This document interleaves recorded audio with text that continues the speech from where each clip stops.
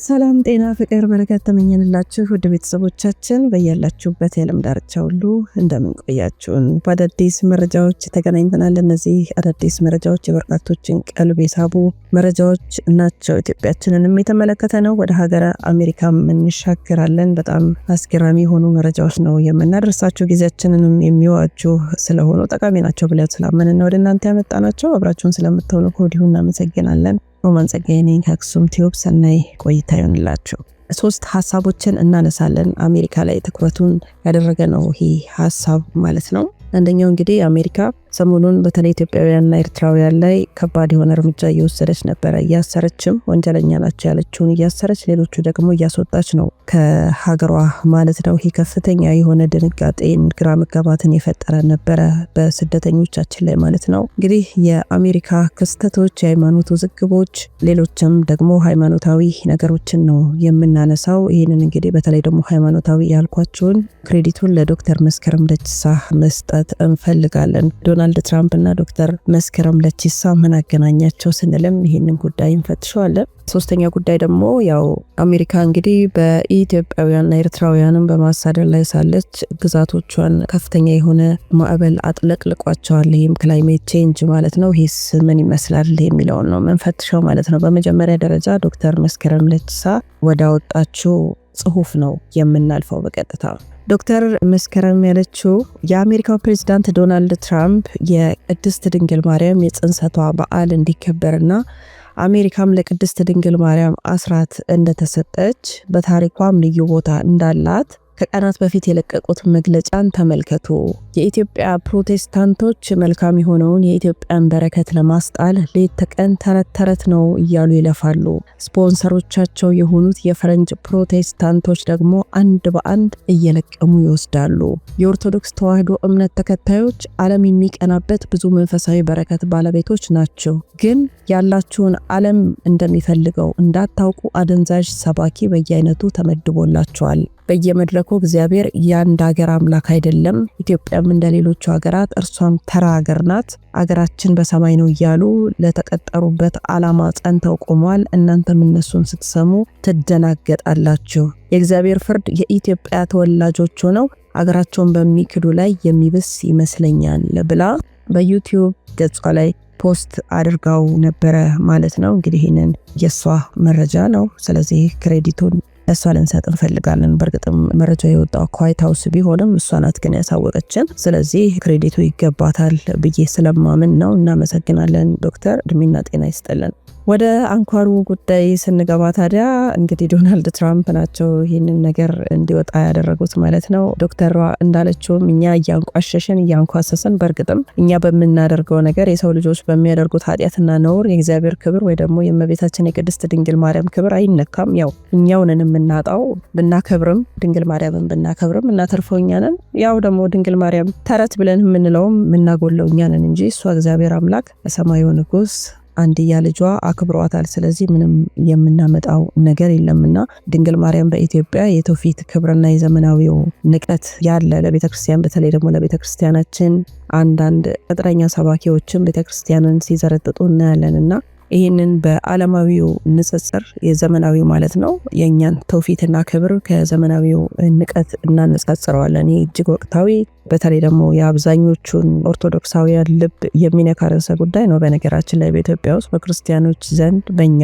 በኦርቶዶክሳውያን ዘንድ ቅድስት ድንግል ማርያም ያላት ጥንታዊና ጥልቅ ስፍራ በከፍተኛ ደረጃ እያደገ ከመጣ ከዘመናዊ እምነት በተለይ ደግሞ ከላይ እንዳለችው ዶክተሯም ከጴንጤቆስጣዊ ወይ ደግሞ በነሱ መናቅ ተረት በማለት ጋር በማነጻጸር የአሜሪካ መንግስት የሰጠው ደግሞ ይፋዊ እውቅና በጣም የሚገርም ሆኖ ነው እኔ በግል ያገኘሁት። ምንም ለኛ አዲስ ነገር የለውም። ድንግል ማርያም ለዘላለም ብጽዕት ስትባል የምትኖር ከእግዚአብሔር የተሰጠችን እናታችን ናትና ኢትዮጵያ የድንግል ማርያም ክብርና መፍለቂያ መቀበያ በመሆን በዓለም ክርስትና ውስጥ ልዩ ቦታ እንዳላት ይታወቃልና እኛ እያጣጣልን እንድናጣጥል እየተገፋን እነሱ የሚያነሱትን ነገር ላይ ነው እንድታሰምሩበት የምፈልገውና ዶክተር መስከረም ለቺሳም ልታሰምርበት የፈለገ ያደረገችው ይሄንን ነው። በተደጋጋሚም ደግሞ ብላለች። የራሳችንን እንድናጣጥል ያደርጋሉ፣ ከዛ ደግሞ መተው ይወስዳሉ። በተለይ ደግሞ በእርዳታ ሰበብ መተው ሃይማኖት ላይ ምን ያህል ተጽዕኖ እንደሚፈጥሩ ባለፈውም ድረገጾቿን ቼክ ብታደርጉ ብዙ ነገር ትጽፋለች በዚህ ጉዳይ ላይ። ኢትዮጵያ ኦርቶዶክስ ተዋሕዶ ቤተክርስቲያን ለእመቤታችን ቅድስት ድንግል ማርያም ብርሃነ ዓለም የእግዚአብሔር እናት የተመረጠች ዕቃ በሚሉ እጅግ ጥልቅ የስነ መለኮት ማዕረጋት የምትመሰገናት በዓላትም አሏት። በጣም በርካታ በዓላት በስሟ የተሰየሙ ማለት ነው። ጽንሰቷ አሁን ለምሳሌ እሳቸውም እንዳሉት ዶናልድ ትራምፕ ጽንሰቷ ላይም ትኩረት ሰጥተው ነበረ።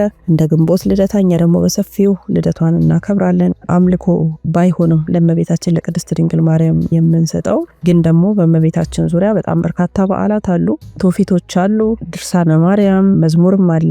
ስለእመቤታችን በጣም በርካታ ጽሁፎች በዓለም ክርስትና ውስጥ ስለእመቤታችን ቅድስት ድንግል ማርያም ክብር በጣም ጥንታዊ እና ጥልቅ የሆኑ ጽሁፎች ይገኛሉና እነዚህ ነገሮችን ለመውሰድ በጣም ነው ጥረት የሚያደርጉት። ብዙ ጊዜ ያው በተለያዩ መንገዶች ቢወጡም ማለት ነው። ዛሬ ደግሞ ይህንን ነገር እንግዲህ አውቀው ገምግመው ደርሰውበት እውቅና እስከ መስጠት በዋይት ሃውስ ተደርሷል ማለት ነው። ዘመናዊው ዓለም ግን ንቀት ተረት እያለ ነው። ይህንንም የሚሉት ደግሞ የጴንጤቆስጣዊ ወይ ደግሞ ኢቫንጀሊካ ጴንጤቆስታል አስተምሮ ማዕበል ውስጥ የሰመጡት ናቸው። በትክክልም ደግሞ የእግዚአብሔርን ቃል እነሱ እንደሚሉት ኢየሱስ ክርስቶስን ሲሰብኩም አናይም። ኦርቶዶክስን ለመዝለፍ፣ ኦርቶዶክስን ለማዋረድ፣ ኦርቶዶክስን ከምድረገጽ ለማጥፋትና ለመፋቅ የሚደረግ በርካታ የሆነ እንቅስቃሴ እንዳለ ሁላችንም እናውቃለን። ብዙ በተለይ ደግሞ እመቤታችንን የተመለከተ ትውፊታዊ አቋማችንን ለመናድ በብዙ ነው እየሰሩ ያሉት ማለት ነው። አብዛኞቹ የፕሮቴስታንት ሰባኪዎች አማኞች የድንግል ማርያምን ክብር ሚና ሲያንኳስሱ ይታያል። ግን መጽሐፍ ቅዱስ ላይ ደግሞ በሰፊው ያሉ ሴቶችን ለጥቅስ ሲጠቀሟቸው ወይ ደግሞ የነሱን ታሪክ እየመዘዙ ሲያስተምሩ እናያለን። እመቤታችን ቅድስት ድንግል ማርያም ጋር ያላቸው ችግር ምን እንደሆነ ግልጽ ነውና በጣም ከፍተኛ የሆነ ፍርሃት አለ እዛ መንደር ውስጥ። ለዛም ተረት ቢሉ ምንም ሊገርም አይችልም እና በጣም ፍርሃት እንዳላቸው ነው የሚነገረው። አሜሪካ ውስጥ እንግዲህ አሁን ይሄ ነገር በይፋ እውቅና ተሰጥቶታል ማለት ነው። ስለእመቤታችን ያለውን ሰፊ ነገር ገብታችሁ ማንበብ ትችላላችሁ። ከተቻለ ደግሞ ከታች ሊንኩንም ልናስቀምጥላችሁ እንችላለን ማለት ነው። እናንተም ያላችሁን ሀሳብ አስተያየት ብታጋሩን ደስ ይለናል ውድ ቤተሰቦቻችን። ሌላው ከዛው ነው ከሀገር አሜሪካ ሳንወጣ ኢትዮጵያችን እንግዲህ ያው በርካታ ልጆቻችን አሉ ከኢትዮጵያም ከኤርትራም የሄዱ እዛ ስደተኛ ሆነው የሚኖሩና ሰሞኑን በጣም በርካታ የሆኑ ማህበራዊ ሚዲያ ላይ ተጽዕኖ ፈጣሪ የሆኑ ሰዎችን በዚህ ጉዳይ ላይ በዩቲዩብ ገጽም በሌሎችም የማህበራዊ ሚዲያ የትስስር ገጻቸው ላይ ሲያወጡት ነበረ ማለት ነው። በዚህ ሳምንት ነው ይሄ የተከሰተው በዩናይትድ ስቴትስ ውስጥ በጊዜያዊ ጥበቃ ሁኔታ TPS ይሉታል እነሱ ባጭሩ።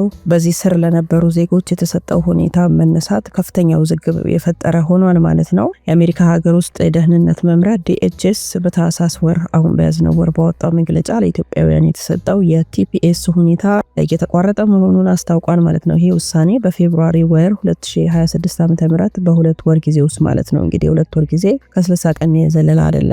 እድላቸው እንዲጠቀሙበት የተሰጣቸው ቀን ደግሞ በጣም አጭር ነው። ይሄ ተግባራዊ ይሆናል ተብሏል። ዶናልድ ትራምፕ ደግሞ ይህንን ነገር በደንብ እንደሚያሳልጠው ይታመናል።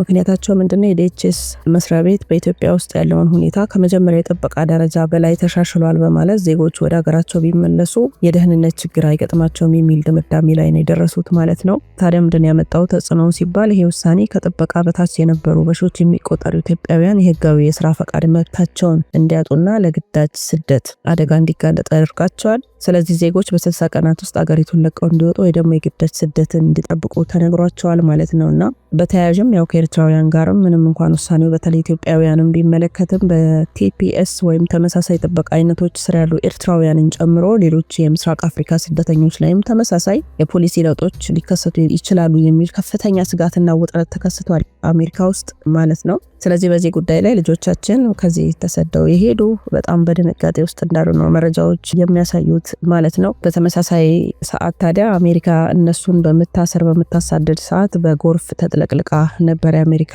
ግዛት ከፍተኛ የሆነ የጎርፍ መጥለቅለቅ ገጥሟት ሚኒስትሪ ሚዲያውን ጨምሮ በጣም በርካቶች ይህንን መረጃ እያወጡት ነበር።